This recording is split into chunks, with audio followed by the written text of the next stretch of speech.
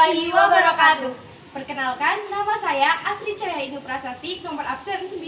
Perkenalkan, saya Alifia Hanania Zahra, absen 5. Untuk organel sel hewan yang pertama yaitu nukleus. Fungsinya, pertama, tempat terjadinya replikasi. 2. Untuk menjaga integritas gen-gen. 3. Mengontrol aktivitas sel dengan mengelola ekspresi gen. 4. Mengendalikan proses metabolisme dalam sel. Dan yang kelima, menyimpan informasi genetik.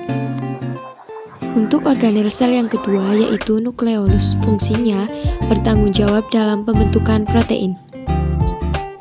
Yang ketiga adalah sitoskeleton.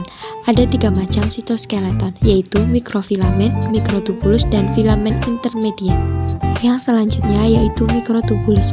Fungsi dari mikrotubulus yaitu yang pertama melindungi sel, yang kedua berperan dalam pembentukan flagella, silia, dan sentriol, dan yang ketiga memberi bentuk sel.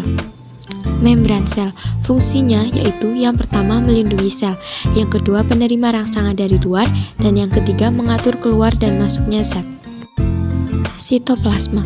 Fungsi dari sitoplasma yaitu yang pertama sumber bahan kimia sel, dan yang kedua tempat berlangsungnya metabolisme sel. Fungsi lisosom. 1. Pemasukan makromolekul dari luar menuju ke dalam sel dengan mekanisme endositosis. 2. Mencerna materi dengan memakai fagositosis. 3. Mengontrol pencernaan intraseluler. 4. Penghancuran organel sel yang rusak atau autofagi. Fungsi ribosom yaitu sebagai tempat berlangsungnya sintetis protein. Fungsi mitokondria. 1. Menghasilkan energi dalam bentuk ATP.